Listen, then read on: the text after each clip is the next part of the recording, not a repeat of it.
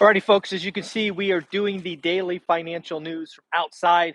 Don't have my normal gear, but we will proceed and talk about Florida housing market. We will talk about active listings. We will talk about what does it take to buy the average home in different parts of the market. We will talk about commercial CMBS.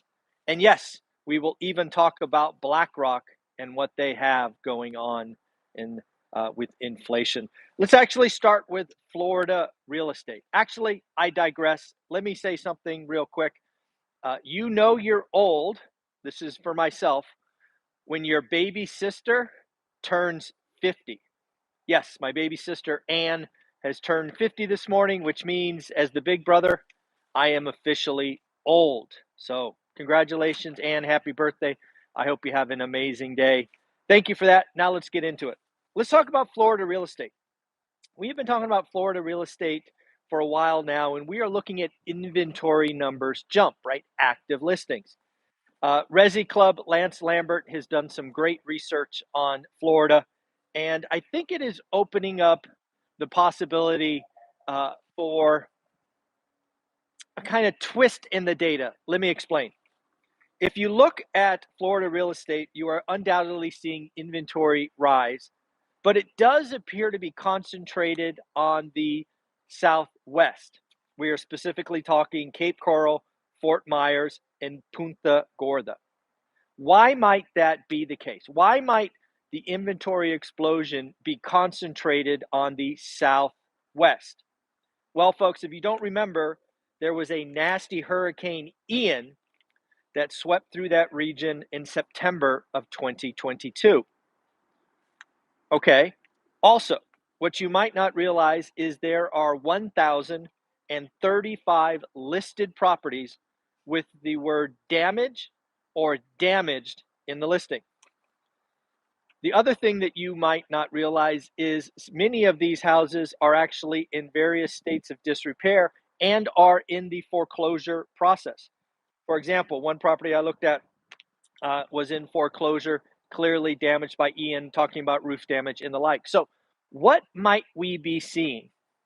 If you go back to the great financial crisis and you recall that foreclosures took 300, 500, 700 days, what might we see in Florida is simply the release of distressed or foreclosed inventory because people were without insurance, they were underinsured, whatever, and they simply walked from their properties. So, yes, undoubtedly, you are going to see pricing pressure in Southwest Florida. But it'll be very interesting to see if it's distressed inventory or clean and new inventory. So, folks, if you're watching this and you invest in Florida, specifically Southwest, I would love to hear from you. I would love to have a conversation on video with you. What are you seeing? You are undoubtedly seeing more distressed inventory, unlike most of the country. But what is going on with clean, new properties? I would love to have that conversation with somebody on the ground. I don't like feelings and opinions. I want facts. I want to talk to somebody investing there. Let's go on to inventory for the week. Inventory for the week has increased year on year. This is something we have to watch. Is it new listings? Is it falling demand? Is it both? Only time will tell. But as of this week, active inventory rose from 497,000 to 498,000. Specifically, what is that? About 750 homes. So again, we have finally broken year on year and we have more inventory. It is going to be interesting because remember this fact. If you go back and watch our videos from January and February last year, that was the slow period. That's where flippers were losing money. That's where Adrian lost 100 grand. That's where Jason lost 50 grand. That's where Omar lost money. But then March turned around. So it is going to be very interesting in my guess, because March became very active, that we are actually going to see year on year growth in inventory. But we shall see over the next 4 weeks. New listings did increase as well. They went from 48,000 to 52,000. So lots of interesting stuff. Let's talk about jobs, jobs, jobs. That is what is happening this week. We have the ADP report, which comes out Wednesday. Last month, the actual number was 107 grand, 107, and was below expectations, meaningfully below expectations. The JOLTS report, also coming out on Wednesday, was above expectations. Last month, it breached 9 million. Will we come in under the psychological 9 million number or once again have job openings? And then, of course, the Friday jobs number uh, last was 353, greatly exceeding expectations. This month, the expectation is 188. Still a positive number, still six figures. So again, Friday's number is the most important. Let's talk about what does it take to buy the average home in various cities across the country. I think some of these numbers are wild. Again, shout out to Resi Club for putting all this data together. So again, San Jose, California, in 2020, it took a household income of 263 grand. Today in 2024, wow, this number is crazy. It takes 454,000.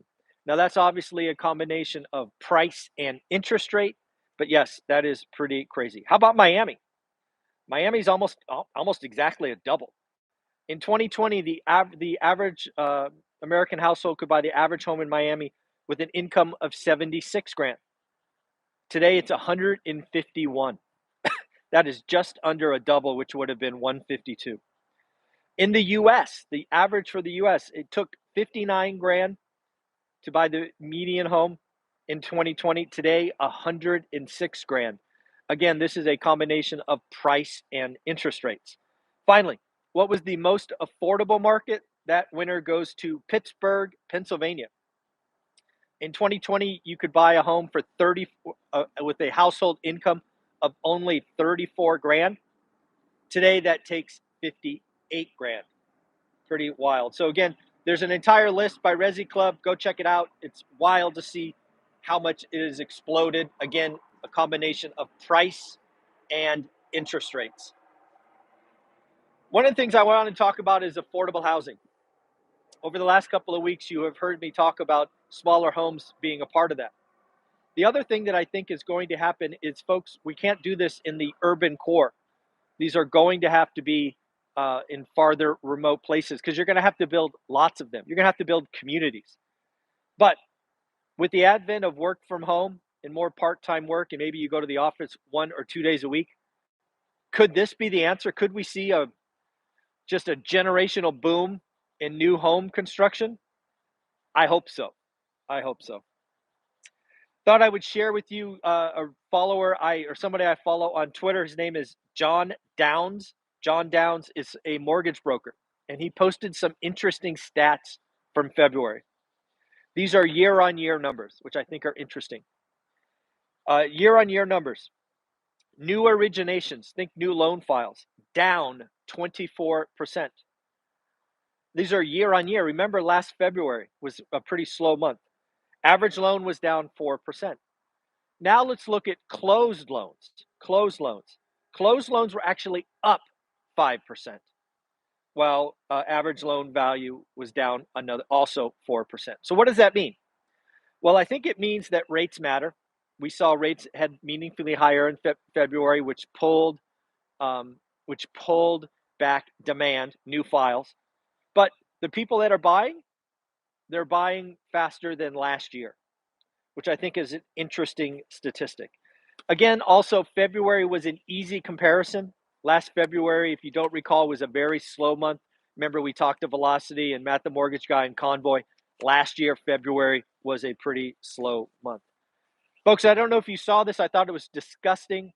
Remember, there was that Delaware court case against Tesla, or specifically Elon Musk comp package. Again, I am not a Tesla guy. I will never own the stock. None of that stuff. But again, what I think is disgusting is the lawyers who successfully got the comp plan, I don't know, declined or whatever it is. They're asking for $6 billion. Think about that. A 5-week trial, to kill a comp plan and you ask for $6 billion, that is disgusting. That is terrible. Let's talk about commercial CMBS delinquency rate as a package has risen from roughly 3% in 2023 to roughly 4.5% in 2024. The pain is coming. Specifically, office delinquency. Office delinquency has gone from 1.8% in 2023 to 6.3%. It is my feeling that a lot of these offices will likely turn into extend and pretend.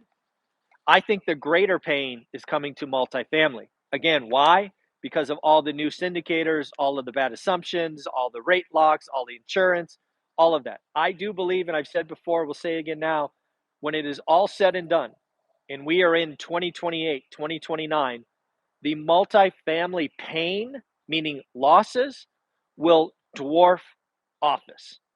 It will dwarf office by a big, big number. Alrighty, folks, a couple of things I want to announce today. One, at 3 o'clock today on this channel, I am releasing the opening video from the ORAT celebration. And if you don't know who that was Jason and Jen Pritchard.